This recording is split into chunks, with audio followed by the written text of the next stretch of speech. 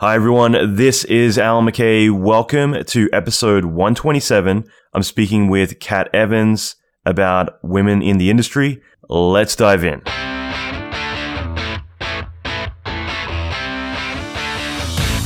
Welcome to the Alan McKay Podcast. Alan is an Emmy Award-winning visual effects artist and mentor to many leading industry experts. Listen in as Alan talks with other industry leaders in film, video games, and visual effects about their experience, lessons, and methodology. Alan will teach you pivotal advice to fast-track your career, better your skills, and reach your ultimate dream job. Check out the latest episodes on alanmckay.com. Hi everyone, welcome to episode 127. I'm speaking with Kat Evans in this episode. I think this is going to be really cool. It's definitely one that has been requested quite a lot. A lot of people have reached out from time to time saying like more women and also talk more about women in the industry. And so oddly enough, probably for like 2 or 3 years, I think from literally the beginning of the podcast, I've always been like, I'm going to talk to Kat because Kat and I have had a lot of discussions around this, and it's just something that I always thought she would be able to shed a lot of light on, having worked over a decade in the industry, as well as at a lot of different shops on a lot of really big projects. She's married to Neil Blevins, who's also in the industry as well, which I thought was just an interesting thing that I want to talk about as well, is the fact that if you've got two partners and having two partners in the same industry and raising a daughter together, I think that that as well is something that's quite unique to talk about. We talk about a lot of different stuff. What I decided to do is break this episode up into a couple of episodes. So this one in particular is going to be specifically about women in the industry. However, I'm going to be releasing later a couple of other episodes. One that's more about exiting the industry and, her, after working quite a long time inside of the visual effects industry, wanted to change careers, which is pretty common, but it's also something that doesn't get talked about very often either. And I think it's also one of those things that a lot of us, we want to champion visual effects and talk about how excited we are going into it, but the whole longevity and sustainability of it is a whole other factor. And I think that you totally can do it, but at the same time, I think that along the way, like typically we change careers 2 to 3 times in our lifetime. And I think that at the same time, there may get to a point where you're just like, I've had enough. I've gotten everything I can get from this industry, and it's time for me to look at other things, greener pastures. And so I think it's just going to be really interesting talking about that as well. And yeah, there's a lot of really cool stuff that we get into, but I thought that this would be a cool moment to introduce Kat. She's worked on a lot of really amazing projects. Her background is working for studios like ILM, The Orphanage, Tippett, and I think also Giant Killer Robots, a couple other ones. So it's pretty interesting having more of a San Francisco base of studios, pretty much working all the bigger ones. She's worked on everything from like Ted 2, Lucy, Super 8, Rango, Star Trek, Transformers, Happy Feet, Superman, Hellboy, Matrix Revolutions, X-Men 2, and a lot of other ones that I didn't include there. But I think that Kat's experience, Kat's knowledge are something that we can all benefit from, and I'm really excited to get into this episode. I had a blast doing it. I also think that this episode is very timely. I think with everything going on in Hollywood right now, I think that it's worthwhile kind of like bringing it down into our industry and kind of putting that under the microscope as well. And I think that, this industry can at times be quite imbalanced. I would say it's probably about 90%, at least in 3D, it's about 90% men and 10% women. And those are just stats I kind of made up. But I mean, honestly, it's from me observing it over and over. I noticed at least back in the day, and I'm sure this has changed a lot because I feel like visual effects has become a lot more mainstream since I was living in Australia. But it was pretty rare. There was Kit Devine and a few other people who were leading the industry and also female, and they were contributing a lot. It was really great, but there weren't that many women coming in. It was typically in more production, compositing, and more of those spaces.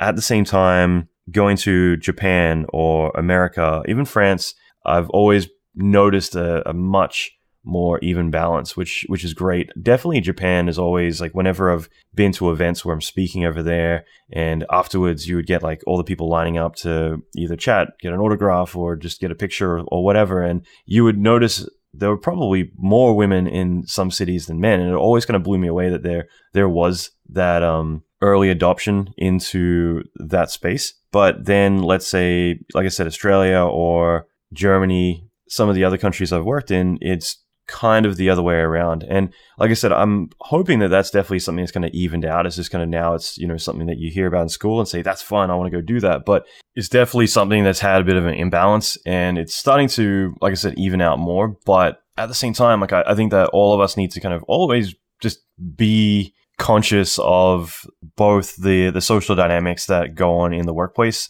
because I think there's so many different personalities. And I was going to talk about this for a moment. I'm like, shit, this is starting to get into like a whole other realm where I think that this almost could be a solo episode just on social dynamics in general in the workplace, and kind of more how some of us kind of get quite obsessed early on in our careers. Because I'm getting at the point that I was basically, I quit school, and I went through years where none of my friends were my age. All my friends were much, much older. And obviously I didn't talk to girls. I was just at the computer, fixated on trying to build the most successful career I could. And it wasn't until I was about 16 that I finally like got out of my shell and went to parties, and I discovered the opposite sex. I discovered alcohol. I discovered friends, and all these things, like all the things I had basically missed out on earlier in my I was going to say my career, but it's weird. But I started working at 13, 14, and because of that, I just kind of missed a lot of that. And the reason I bring that up is because I think that a lot of us, not a lot of us, but there are certain personalities that may be more accustomed to just being at the computer, not being out and being social. And obviously you got introverts, but I think this is a whole other category of that, where it's more just people who are kind of not too social, not too comfortable, or maybe just kind of missed out on some really valuable lessons when it comes to having that empathy for other people. And I think when it comes to the workplace, especially when there is like the really imbalanced ratios where you have a lot of men and then you have like some women, let's say in like a really dominated industry like visual effects, is one of those things that you really need to be able to put yourself in other people's shoes and just think for a moment about your behavior, how you talk, what you're saying, whether you're including or excluding people from it as well. And this isn't to say like, okay, you've got to act a certain way when there's women in the room. It's quite the opposite. It's more about just realizing like there is times where guys, and I honestly, this is the truth. Like, I think that a lot of guys, when you get into the same space, there's that kind of primal moment of wanting to one-up each other or say stupid stuff to make each other laugh, just dumb stuff that you wouldn't say outside of that setting, but you kind of end up falling into that mix. So, there's always like that side of it where stupid shit happens, but you've also got to kind of take a step back and do that 30,000 foot view of yourself and say like, hey, am I being myself, or am I being the show off, like trying to impress the guys kind of personality right now? Like I remember doing an episode with Jamie Jeffcoat, and that was a good example, I think, of, where I did bring up the subject because it has been asked of me so many times to ask the question of like, what's it like being female in the industry? And I think she kind of hit it on the head that, for her, she gets treated like one of the guys. And at the same time, she'd probably be more offended if she wasn't, if she was treated differently because she's female. I thought that was like a really spot on answer in terms of more, treating you as part of the team, rather than looking at someone like, oh my God, we got this alien in the room, we got to act a certain way because of it. But instead, just treating everyone like an equal instead of it being this kind of imbalance, and then making it more of an obvious issue because of that imbalance. So I mean, I think that's like the key thing, is just more emotional intelligence. And I think that like everything I've kind of ranted on for the last 3 minutes really kind of comes back to the fact that this subject goes way beyond sex. Like, it goes way beyond male, female. It's more about having that EQ, that emotional intelligence, treating everyone as equals. Because a lot of what I want to say as I kind of start getting to the subject right now, like right away, I start thinking of all these situations beyond sex, like beyond being male or female in the same space. And it's more about like, I see lots of people treating other people differently and wrong, and just being dicks at the workplace, just because that's kind of like where they are. They're going to lack that empathy for other people. And I think that, that is its own subject. And it's one where, I wish that people would kind of look at themselves and their behaviors much more beyond like, okay, there's someone else in the room. I should make sure I'm being responsible, not saying stupid shit. It should be, hey, there are other people in the room. I should make sure I'm being responsible, not saying stupid shit.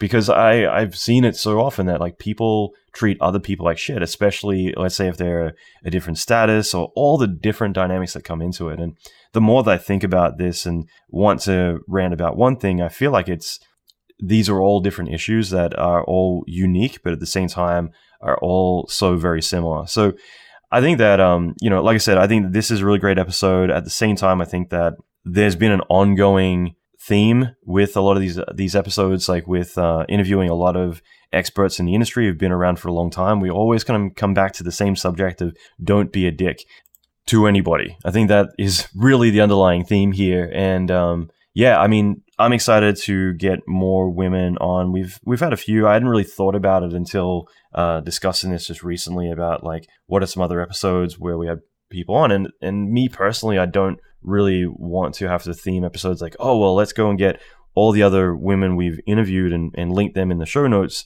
because I feel like that is really kind of singling people out as well. So, it's one of those things that there is an imbalance, but at the same time, like when there shouldn't be, by rounding everyone up, you're kind of making it into its own subject. So that all being said, I definitely, like, there's a couple of things that I want to do just while we're on this subject. Is that one thing I've wanted to do for a while was do a roundtable of women in the industry, just because I think that would be something really exciting. I have mentioned to a few women who have reached out to me saying, hey, please bring on more women in the industry, and especially to talk about that subject as well.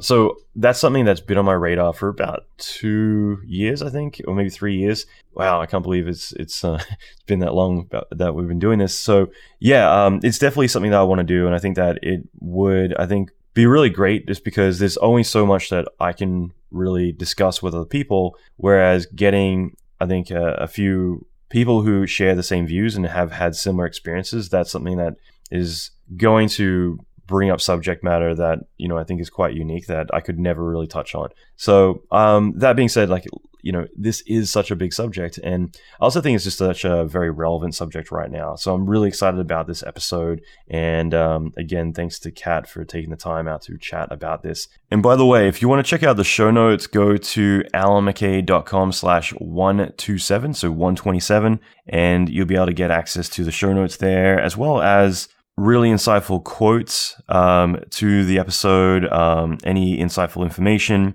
other links, resources, things like that. So I always recommend listening to these episodes on the show notes page, just because you'll have all the information right in front of you that you can really grasp. And at the same time, if you get a moment while you're there, feel free to share this around if you think that this is valuable to you and perhaps to others. I always think that a lot of these episodes, this one in particular, I think that we all, male and female, can benefit a lot from. And it's definitely one that I would be very grateful, and I would appreciate you if you're able to take the moment to click that share button. Either way, I hope that you benefit a lot from this episode. And that being said, let's dive in. While we're going to talk about the industry, I've had so many people ask me to get more women on and to kind of share your insights as being a woman in the visual effects industry. And I feel like there's a lot that you can personally talk about being in the industry, as well as being a mother, as well as having a partner who's in the industry. So there's a lot that I think you can talk about, but like in general, what's your experience been like overall working in the industry in Northern California, being female?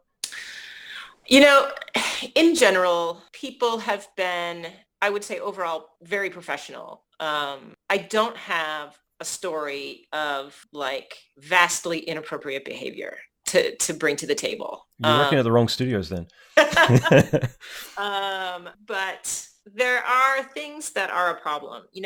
In preparation for this interview, I kind of thought about my personal experience, and I said, I know a lot of women in the industry. Let me ask them. So I had a little private message thread with a bunch of my female friends, former colleagues. And I said, what do you guys see? And what has your experience been And I'll just take a minute to kind of tell you some of the things that, and some of the things I can back up.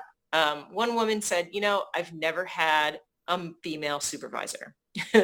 And that is a problem, I think, is that I wish that there would be a way for there to be more women in, many of the women that I see in the visual effects industry are in production. They're producers, or they're coordinators, or they're PAs, or they're managers. I have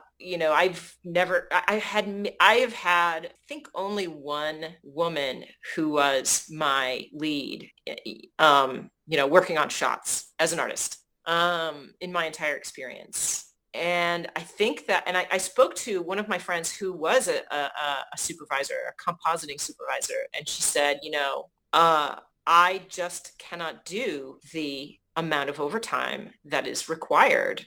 She's a mother, and she said, if you're a supervisor in, working on shots, you have to stay late. You have to make sure all of those things get done. If you have a junior team member who maybe doesn't quite make the grade, or they can't quite bring it over to the finish line, you have to do it. And in more recent years, like supervisors, a lot of studios now are starting to not pay overtime to supervisors, which has become a new thing in the last 3 or 4 years. But that's also something to take into consideration, because everything comes down to you, and it just basically guarantees that you're going to be stuck on the box, majority of the project. Yeah, and as I said before, while I don't have a big lurid tale of, inappropriate behavior, there's a lot of little things that happen.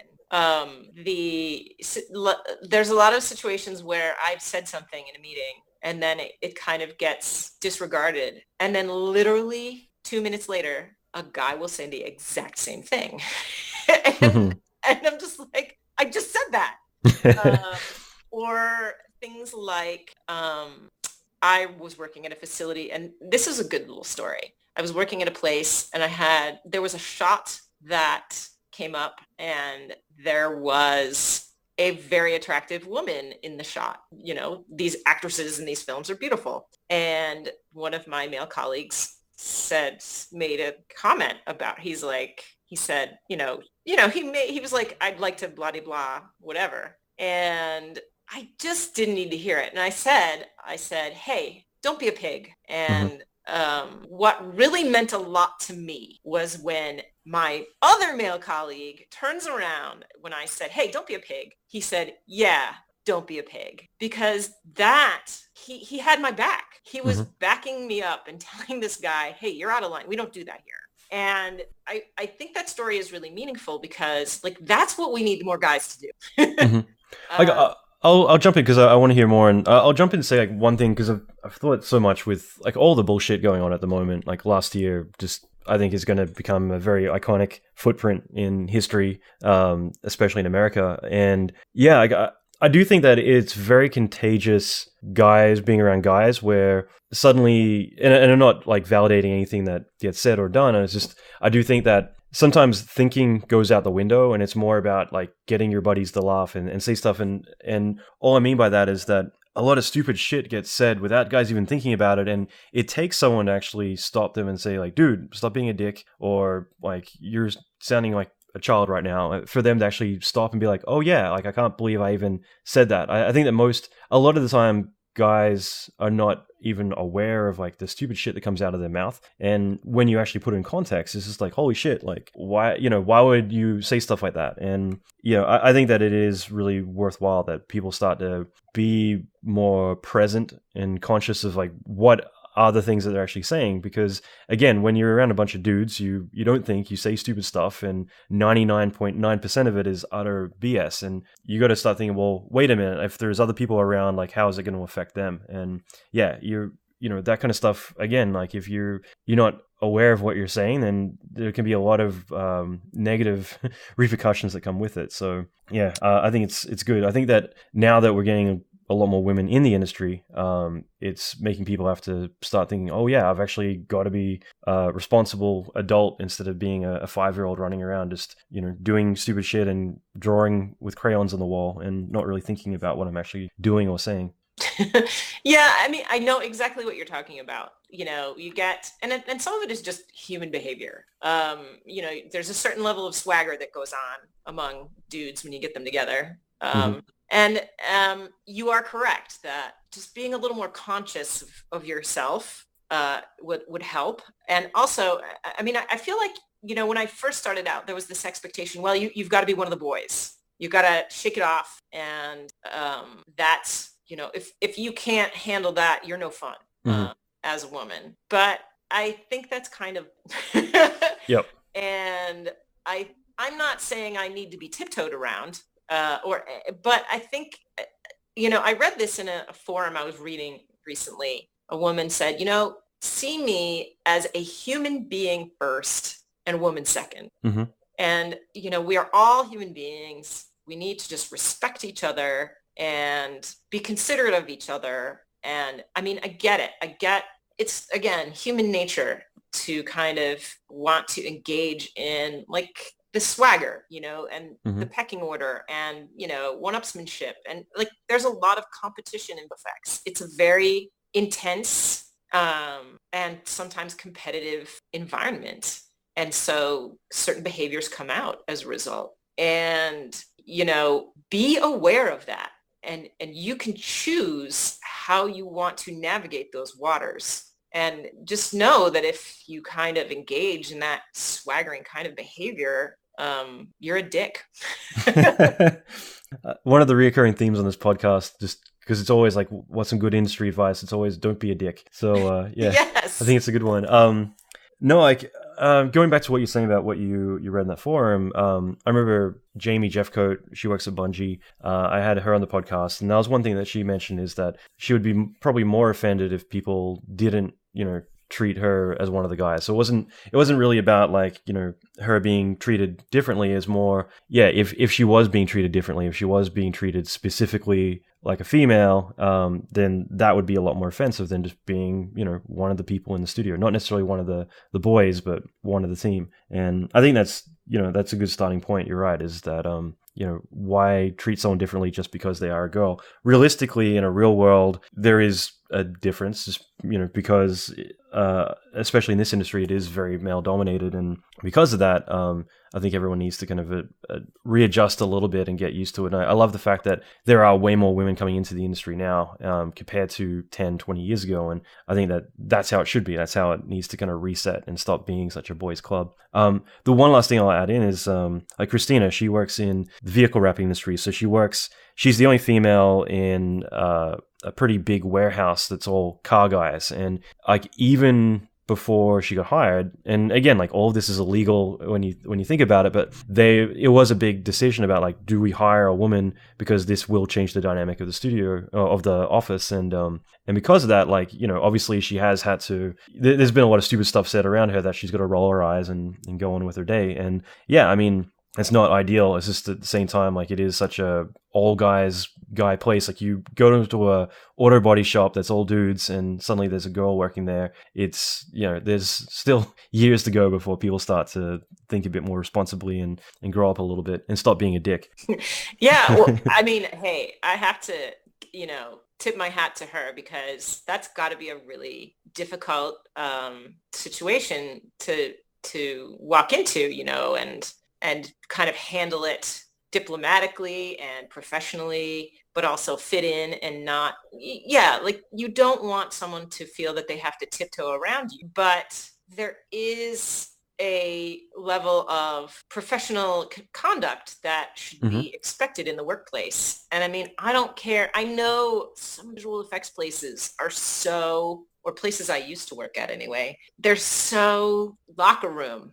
Hmm. And you know, just, you know, women we can handle like a lot. We are people. We are not just sex objects. We're not stupid. We can handle the technology. You know, and I again, and to kind of change course a little bit, I would say, to kind of get off of the office politics aspect of it, is, you know, visual effects, and I have thought about this a lot. The fact is that it's not a family-friendly industry. It's never going to be a family-friendly industry. I mean, there's always going to be even on well-run productions, there's going to be crunch time where people have to work overtime. And if you're a parent, mother or father, that is really going to affect your family life, your marriage, your relationship with your children. And so parents in visual effects are really put under a lot of strain. You know, if you look at a lot of parents in visual effects, many times their spouse either does not work or only works part-time, you know, and it's because somebody has to be home to take care of things. And I think that that's one of the reasons why we don't see women rising the ranks to more senior roles, is because if there are kids at home, they culture and whatever kind of it's expected that they would take care of that stuff.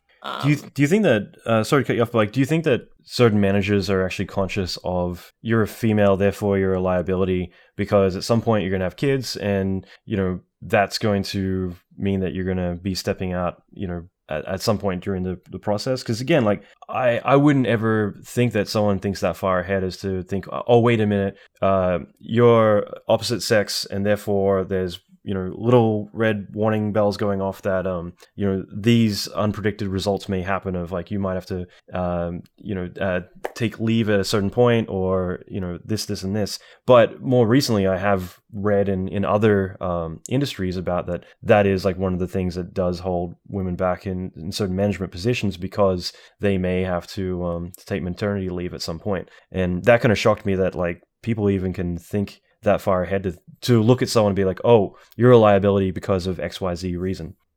You know, I've never run into that in my experience. Okay, here's what I will say. I think that in visual effects, I don't think anybody looked at me and said, before I was married and or anything, and they never said, well, we're not gonna, this person's a risk because they might get pregnant. And of course they're never going to say it, but and again, like I'm not assuming that most people do think that way, but it shocks me that it even is possible that someone could think that way. Yeah, I mean, I think once I did get pregnant and after I had a child, you know, I think that when you get in there, if you get in there and get the work done, they don't care. But once you do have a child, life does change, and you know, you can go into them and say, okay, here's, you know, how I'm planning on handling this situation. Here's what you can expect from me. But if you can't meet their needs, then yes, you're going to be considered a liability. And they're going to find someone else who's going to, if they need someone who can work 80 hours a week or 70 hours a week or whatever, they're going to hire that person. You know, if you go to them and you say, listen, here's what I can do for you. If that's not enough, they're going to replace you.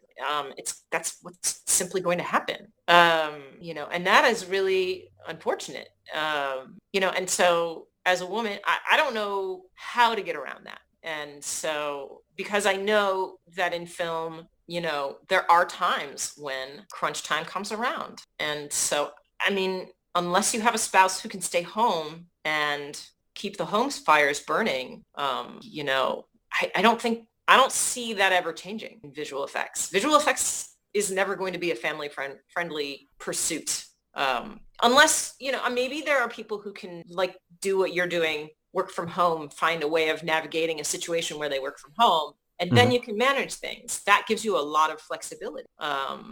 It's, you know, I think that as a parent, you know, you need to find, I think that working moms can absolutely get the job done, but they need to get a certain level of flexibility. Yeah, you're suddenly raising a family. It's a huge responsibility. Yeah, and I mean, I think that a working, you know, a parent doesn't fit into that culture, visual effects culture of working, staying late, and playing video games. That's just not. You nailed it. I was about to say it doesn't, because the ideal audience for working those places is going to be the 20-year-old who's, you know, lives and dies to create cool pixels. You know what I mean? So yeah, and I mean, hey, look, you and I both still like to make cool pixels. But eventually you're going to grow up, and that's the problem. Yeah. If you're Peter Pan, it's you know, eventually people are going to grow up, and how does that make it a sustainable industry if it's still designed for that? And I think that part of it these days is partially to do with money and therefore schedules and all the unrealistic expectations that kind of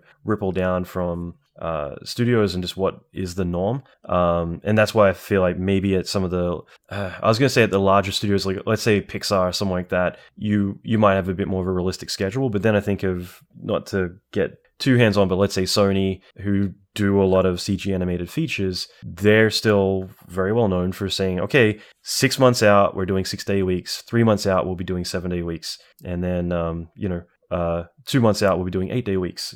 So, it all changes. Yeah.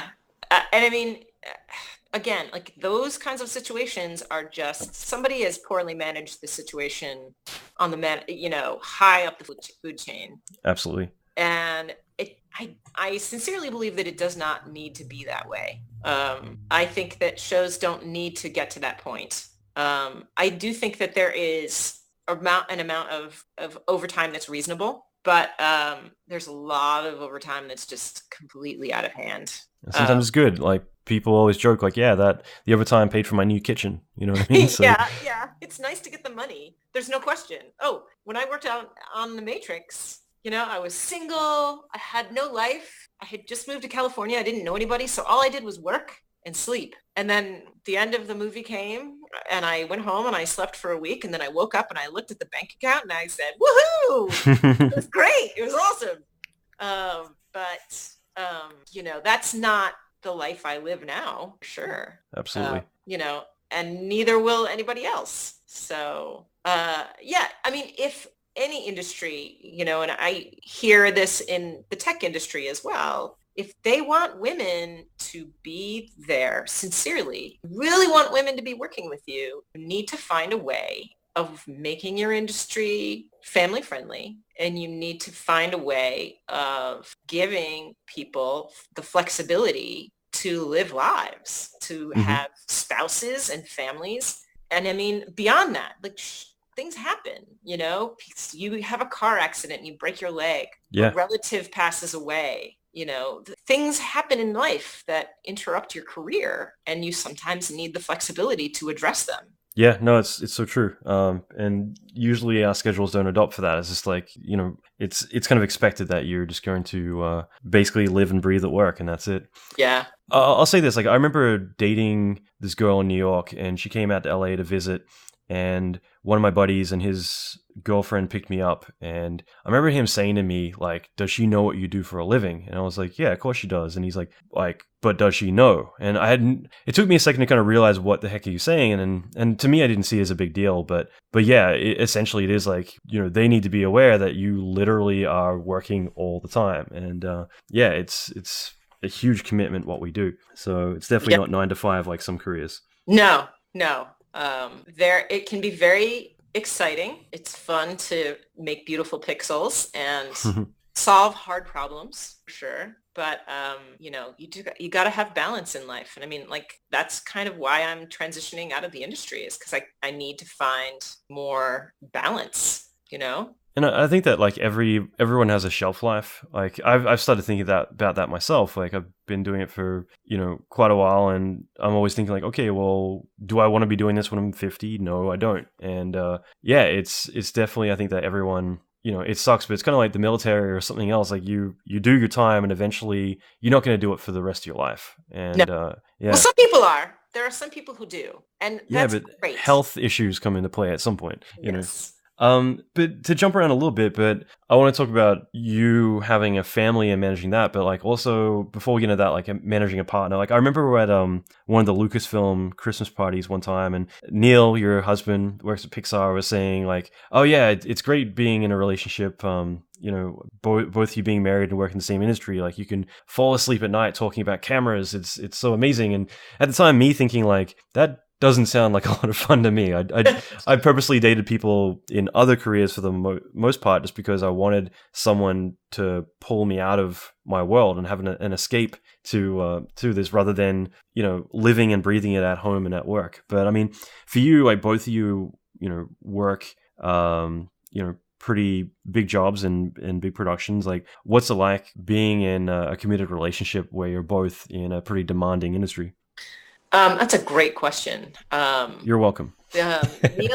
Neil works at Pixar. One of the benefits to having him work at Pixar is that his work is very, just from a logistical point of view, his work is very stable, and he has not had to work the kind of crazy hours that I have had to work in the past. And a lot of it has to do with the fact that Pixar kind of manages themselves well. They can take long schedules because they're generating their own IP. But exactly it, yeah. Yeah, but also Neil works in an asset-based department. And so it's not Even back to what you're saying before. Yeah. So, but in terms of just our relationship, I think it's really interesting. I wonder, we do talk about things, like Neil can say to me, well, I had this problem at work today and the surface normals on this model were flipped and we couldn't figure out what the problem was. And I know exactly what he's talking about.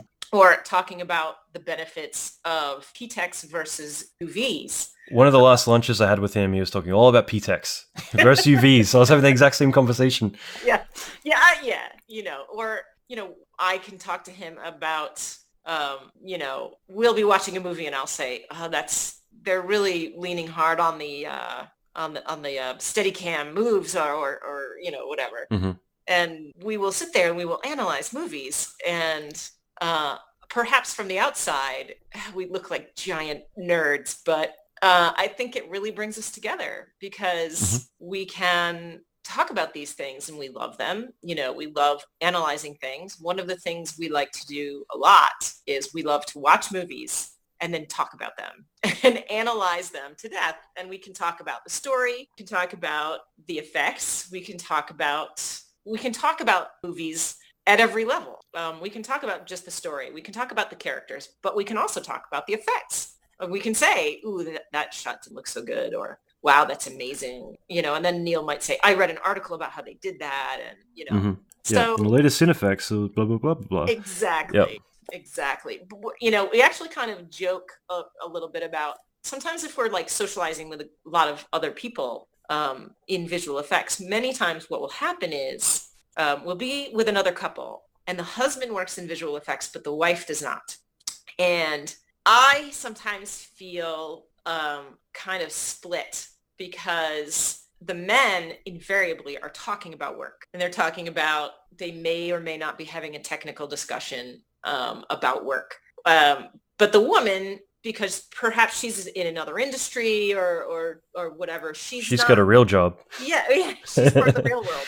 And she can't relate to that, and she's not going to talk about the office politics at this or that studio or the technical pipeline problems. And so she looks to me to kind of draw her into the conversation. And I sympathize with that. And so, I try to, I can talk the technical talk, or I can talk to these other people who are not part of visual effects and talk about other things that interest us. Like, maybe she is, a programmer, or maybe she's, a doctor, or you try to find other things to talk about. You're like the liaison for visual effects. You can Yes. you can translate, but Yeah, and there are times when I turn to that person and I'll say, "So please tell me if we're boring you." Well, it's kind of interesting. I remember about this time last year, I went to dinner with a few friends, and one of them I think said something like, hey, like I'm one of those people. I hate talking about work. I'd rather talk about alcohol and cigars than talk about polygons. But I just remember one of the guys saying, like, hey, like, let's not talk about effects. Let's not talk about 3D tonight, or let's get it out of the way quick so that way everyone else is happy, or something like that. And it was just this kind of a epiphany, like, holy crap, like what other industries are there really that everyone has to consciously stop talking socially out with people about their job, because you live and breathe it. And it is one of those few industries that like people will get together and just outside of work just talk for hours about what they're doing and how they did it and how someone else did it, and all that kind of stuff. And it's fascinating in that way, but it's also kind of creepy that you can live and breathe something so much that it is like all that you talk about. Oh yeah. And I mean, when you're spending all of your days, all of your time with your colleagues, they become friends and you might end up socializing with them. But you do need to remember that there's a world out there, and maybe you can talk about, cooking or skiing or, Mm-hmm. you know, Daylight, remember gardening, that? whatever. Yeah, Yeah. daylight. You know, oh, you used to be a sailing instructor. That's really interesting. Mm-hmm. You know, hobbies and having interests outside of work. And Yeah, it's not all about visual effects and Halo, you know? exactly, exactly. And I like to think that I can talk about work or not. I can talk about things outside of work, but I do Mm-hmm. think it is natural when if you're with a bunch of people who all do the same thing. It's natural that you're going to want to talk about that stuff. I mean, that's what bank on that. Conventions are built around that. They're built around people coming together so that they can talk about a thing that they all know about. Mm-hmm. And that's okay, but it is good to have a balanced life. Absolutely. Learn how to talk and listen to people about something other than what you're 3D. interested in, what you know about. Yeah. Yeah. Some people, it's interesting, some people I've talked to, they approach a conversation like a competition. And they really get out of their depth if the subject matter is not something they know about. Mm-hmm. And, I think it just takes some time to learn, like maybe this person knows a lot about, something that you don't know about. Like let's say they know a lot about jazz, and you don't know anything about it. It's okay for you to, maybe listen to them about what they know. Mm-hmm. You might learn something. So conversations are a give and take. Yeah, I'm going to butcher the saying, but I mean, for every minute that you're talking is another minute that you're not listening. In other words, another minute you're not learning. And yeah, I think that some people are in love with their voice or they're trying to recite their resume and they got to impress everyone around them. But yeah, I mean, I think that the times when you can sit back and just meet other people who are really interesting, maybe a lot more interesting than myself or other people, and get to be wowed by that, opposed to going in and just straight away firing off your resume and trying to be the more impressive person in the room. Like I think that's so critical. Oh yes. I think a lot of people kind of, particularly earlier on in their careers, they kind of approach everything as an unspoken competition, and it's Mm-hmm. really not that way. No. And it's really about collaborating and connecting with other people and, finding ways to work together and pulling out the best in each of us to, make things great and to make life great. Not everything is a competition. So I really want to get into what you're doing now and all the big moves you've been making. One last thing I wanted to ask about, just because I'm sure there are going to be people out there who I think can get a lot of value from it, is just the two of you, like two people in such a crazy industry, raising Charlotte, having a family. For you guys, like, what's that experience been like? And I'm sure there's been a lot of sacrifices for both of you along the way too. So, I mean, do you want to talk a little bit about that and maybe some of the secret advice you have for people who want to raise a family while having a demanding career? Sure. I think that, if you want to raise a family with demanding careers, I think that it requires a lot of communication all the time. I think that, when you have a child, that child goes through different stages. There is an infant, and then they become a toddler, and then they start going to school. And so your lives are going to change depending on that child's needs. And you just have to be able to plan, figure out, okay, well, how can we make this work? And I would say that find a support network. If that's really, really important. A lot of people are fortunate enough to live near relatives, and if you Mm-hmm. do, that is awesome. If you don't, that's tough, but I would strongly recommend finding other parents to connect with. One of the things that really helped us a lot when Charlotte was very young was that Pixar had a childcare center that we were able to make use of, and it made a lot of things possible. And through the childcare center, we met other parents, and that helped us bring some stability to our lives. You meet other parents in your neighborhood. You get involved in, once you become a parent, you kind of are forced to become a little more involved in your community. And that's not a bad thing. That's a good thing. I never knew my neighbors before, and now I know my neighbors very well. And like just yesterday, the neighbor's kid was over here, playing with my kid. You just get to know these people because they're right next to you. And that's great. So I would say communicate with your spouse. Find some sort of support network, find friends with kids, find a community of people with kids, find good childcare support. And then just in terms of navigating your careers, there are sacrifices. You're going to have to tell your employee, but don't be scared. Like, go for it. Try it. See what you can do. Like when you go back to work, it'll be okay. Just find out what your limits are and tell your employer, listen, this is what I can do and this is what I can't do. These are where the boundaries are. I think communication is really critical too, just because, again, like you got to look at it from the perspective of an employer, and nobody's psychic. And when you are going through struggles, or let's say you are going through struggles, if you don't communicate that, then no one else can help you with that. And that's where things can get kind of bad for everyone, is when there are expectations of you and no one's aware of the struggles you're going through. If you're able to communicate, it's not the end of the world, because then people can accommodate that. But when you don't communicate that you've got all these things weighing down on you, and then you are getting behind on your work, then that's when people get frustrated. So communication, like early on, is always going to be key. So that way people can say, okay, great, well, we'll give you a little bit less. And that way you can, adapt to all the things that you've got going on. Yeah. I mean, some employers are great. I mean, as long as they know what to expect. Some employers, I think, really want to accommodate and help you succeed. And so, your job is to kind of to figure out what you can and can't do, and then let them know. Sometimes I think employers want to believe that they want to support you, and then they don't, or they find, oh yeah, no. And so sometimes that happens too. You realize, this isn't going to work anymore. Maybe it's time for a change. And that's okay. That's okay.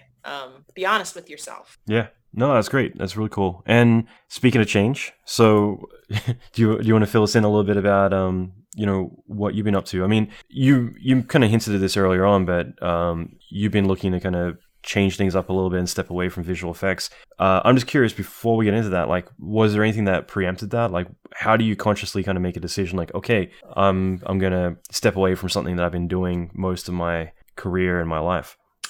That's a really good question. So the situation has been that, I was working in visual effects here in the Bay Area, and a number of things happened. Some of them happened gradually and some of them happened all at once. Number one, I had a child, and that was a big change in my life. But then other things happened as well. Most significantly, the visual effects work that was available here in the Bay Area just dwindled away. The fact that the tax incentives in Canada and the UK are so desirable by Hollywood has just has made the number of jobs available here dwindle to, there's just not as much work being done here anymore. And you're kind of faced with the choice of either leaving or finding something else to do. So I had a child. The amount of visual effects available to me is kind of gone. Neil is still here. Neil is still working at Pixar. So we've kind of got that anchor job. So we're still here. And so, I was finding myself in a situation where I was not able to work a whole lot, which made me maybe not quite as desirable. And then because there's not as much work coming into the Bay Area, there was more and more time between projects for me, and I was bringing in as much money. And I kind of said, we're living here on the doorstep of the tech industry. I mean, the reason why the Bay Area is the Bay Area is because of tech. And I had been interested in this thing called user experience design for a while. I heard about it, and I was listening to podcasts about it, podcasts about design, podcasts about the tech industry, reading about exactly what it is. What is UX? What is user experience? And I had an interest in it. I read about it. I mean, I was still working in visual effects, but I'd be working with a piece of software and I'd say, this is bad UX, this is bad design. And so, well, let me just interrupt and say, like, even for me, it's like even just a simple thing, like you go to download Skype or something, and if they don't have like a giant big download here button, and you got to go fish for it, it's like bad UX right now. And yeah, it's just like even like if you go to see what a product is, and they don't have a little video that sums it up in 30 seconds, it's like, wait a minute, I got to go research what your product does. I'm going back to Google, Yeah. So yeah. Yep. These are all really important things, and I said, maybe it's time for a change. And so this past fall, I engaged in a 10-week boot camp for user experience design. I think that it's an opportunity for me to cross into a new industry. There's so much opportunity and need, and there's so much work here in the Bay Area. There's a lot of different kinds of jobs to choose from. And so it is very sad in a way. It's hard for me to leave visual effects. I loved visual effects very, very much. And I think I spent a little too long, like kind of trying to figure out a way to make it work. But I think that making the mental break was really good. And looking at the tech industry, I see that there are a lot of opportunities for me to still use the skills, the 3D skills that I have, the camera, the visual storytelling skills that I have, and also bring them to UX and help, solve new problems in a new sector of the world. So, it's That's very great. exciting. There's like VR is out there, AR and VR, and self-driving cars and all sorts of cool stuff. Yeah, I was actually hanging out with one of the senior UX designers at Autodesk a few weeks ago. He's in San Fran. He was up in Portland, just catching up with a few of the guys for the weekend. So it's kind of fun just kind of talking with him about like all of the products that they're going through. And again, kind of like the frustration of how kind of old and 1980s, I guess, everything is at the moment. And whereas like having MR and AR, especially and VR, but suddenly you've got a chance to reinvent the way that we all interact. And this is a chance for us to literally be able to, get into the program we're working with and physically interact with everything and do all the things that we want, rather than it being a keyboard and mouse, which we've kind of grown up with since the dawn of time. So I think that like right now is one of those chances, and that's more obviously user interface as well as UX, but I think it is like a chance for all of us to kind of look differently at like how we actually interact with everything that we're doing, and get a chance to go through the process of working and changing the way that we currently do everything that we actually do. Oh yeah, especially when we're speaking about VR and AR. VR and AR is kind of in the place that visual effects was in like 1994. And it's kind of a big, wide open blue sky.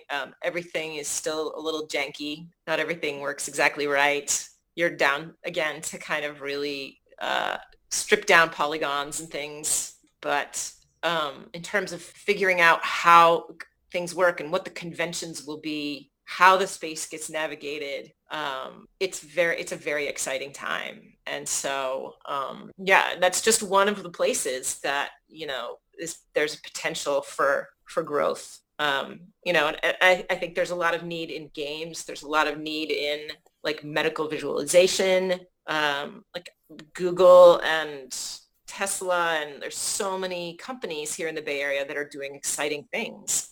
And I mean, software companies like Autodesk and, there's all sorts of places that like, and it's very interesting to solve those problems, to say, okay, well, this person is getting confused about this piece of software. Why? Where are they falling off the map? And why are they? Where's the disconnect? And how do we solve that problem? How do we accommodate their needs while also meet business goals? Those are really interesting problems to solve to me. So yeah, it's not as sexy as visual effects, There's a certain cachet to being able to say, yeah, I worked on Iron Man, but there's also a certain excitement about being able to say, yeah, I built this website that you visit every day, or this video game you love, or this cool thing that you haven't even seen yet. I think it's really fulfilling too, just because, I mean, I was thinking about something similar the other day. One of the courses that I run, I started thinking about, it sounds really weird, but I started picturing, instead of like, okay, this course that I've been running for a while, I'm really happy with the content, but I wanted to figure out ways that we can really address like people's, like what people are going through at any given time. And I started picturing in my head, and I was trying to explain this to my team, and I'm sure I sounded like a complete lunatic, but I started picturing in my head just like one person going through the course rather than lots of people, and kind of them holding a torch and going through a cave and like all the hurdles they're going through. But to me, that's kind of what I wanted to kind of imagine is like, okay, like in the beginning, setting the right expectations. That way they don't expect like, okay, I signed up for the course. Next week, I'm going to be a master. And and the analogy I was using with my team is that I feel like a lot of people, they sign up for the gym and they expect that they have a 6-pack abs that comes with it. And it's not. It's you sign up for the gym and now the real work begins.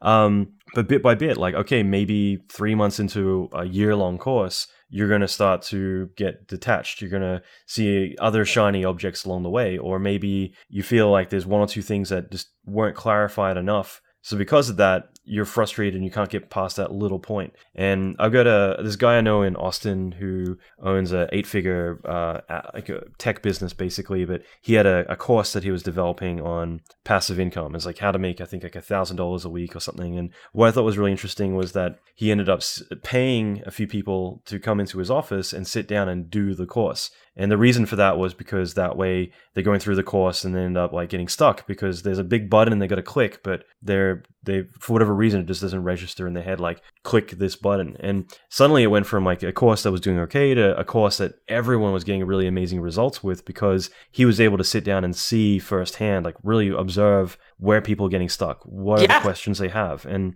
I think that most people, like a lot of people just don't think about that. They get caught in this this development cycle where they're like, yeah, my product is flawless. Like, you know, this is perfect. You know, you're wrong. I'm not wrong. I'm infallible. And having someone be able to be the glue that makes it all stick, you know, where you're able to put yourself in the perspective of that person, I think it changes everything because that way you're able to actually go through and make the product work for everyone else, opposed to just assuming that everyone knows what you know. Oh, absolutely. Yeah, he was doing user research. And it's really necessary. Understanding how people use the product that you make or the tool or the educational course that you've put together, you know, is you gain a lot of insight and you have to kind of be ready to check your ego at the door and be open to understanding where people are coming from. You need to recognize that you know, there's a lot of things you may take for granted. I remember when I was teaching, I did a little teaching, and I remember I was teaching an animation class. And I remember I told this student, you have to adjust your timing. And she said, well, how do I do that? And I was like, oh, she doesn't really know how to do that. She doesn't know how she could go about doing that. Like, well, okay. Yeah, you take it for granted. Yeah. So, yeah, there's a lot of worth in understanding where people are coming from. Like Steve Jobs understood that very well. I remember seeing this video of him talking to shareholders or something, and this developer was railing on him because he had killed this project that they'd spent a lot of time on. And he said, listen, you know, I'm all for innovation, but if people don't need it or want it or can't use it, then it's pointless. You know, and, you know, he was somebody who understood it. That's not to say, you know, you also have to keep in mind the old Henry Ford quote where he says, you know, if you ask people what they want a faster horse. Well, you know, you do need to look at what you're trying to achieve and what your vision might be for the product that you're trying to make, and maybe surprise people or, you know, get them to, you know, move to the next level on some things. And I think that that's where we are with some of the new technology that we're working on. And then in terms of design, you also have to think about what's the greater impact of this thing that I'm making in the world. You know, like at Tesla, they're designing self-driving cars, and that's going to be wonderful technology. And it is absolutely going to change the world. You know, they have to think about how that's going to change things for people. Okay, I hope you enjoyed the episode. Again, thanks to Kat for taking some time out to do this episode. I had a blast, and also it was just really fun. I think that this is one that was a long time coming, and I'm hoping it's one that we all can benefit from. At the same time, I've got a couple of other episodes with Kat coming up. So we recorded a pretty lengthy conversation. I won't say how long just because it will sound crazy. But yeah, we're on a roll. We were just getting into so much deep stuff, and part of this also I felt is that this is a chance to kind of change the structure a little bit of the podcast. So what my goal is, there's going to be a lot of rebranding to do with the podcast pretty soon. And part of that is going to be I want to start doing shorter episodes, but very much to the point. And so with episodes like this, I think it's really great because we can really theme the content around particular episodes and get right into it. And that way, later on, if you're searching through and you're looking for particular things, this way there might be like one particular thing that you really want to dive into and you can just consume all of those episodes. So I think that's going to be a lot of fun. There's definitely lots of really great stuff coming. That being said, I'll be doing another one with her in a couple of weeks. I think episode 137 and then episode 145. So keep an eye out for those. They're a little bit off, a little while away, but definitely coming up soon. Okay, so as I mentioned, check out the show notes, episode 127, so alanmckay.com/127, and you can get all the resources, insights, quotes, other really great information that we've managed to pull from this episode. Check it out there, and if you get a moment, please share this around. Like I said, I think this is an episode that all of us can benefit a lot from. All right, so I will leave it there for now.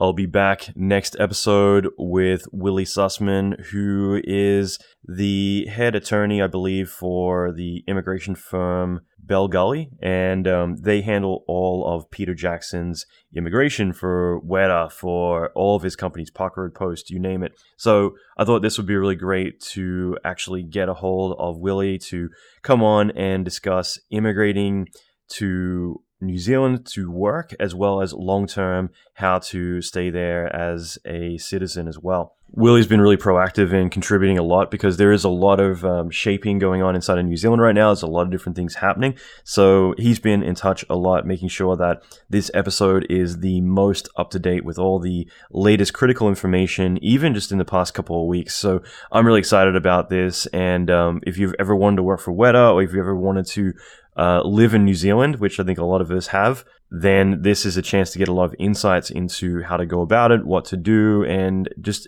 in general, getting access to such an elite immigration lawyer and a lot of his advice, I think is really valuable as well. I think partially just having a few people at Weta being like, there's no way you'll get access to him. Like, Willie's so busy and he's so important. Like, he wouldn't have time for this. And yeah, Willie was really great and accommodating. So, that was my way of saying, no, like, I'm ready for the challenge. I think this will be really great to literally deal with the person who, from the beginning, has been handling all the immigration for changing, in a way, New Zealand, because prior to Lord of the Rings, obviously New Zealand was a quiet little place next to Australia that didn't really have a massive industry. It had October and a couple other studios around Auckland and Wellington, but not on the scale that it is now. And obviously now you go to Wellington and the price is a lot more expensive. There's a lot of Americans and a huge international amount of people there because of Weta and the thousands of people who work there. I think it's at around 2,000 people right now. So yeah, it's really interesting to just kind of see it shape and adapt over time, but also what it takes to live there as well. Because a lot of people move there to work and they're like, this is amazing, I want to live here, and want to stick around. So this will be a chance to kind of get a deep dive into the processes behind that. Okay, so that being said, I'll be back next episode with Willie Sussman. Until then, rock on.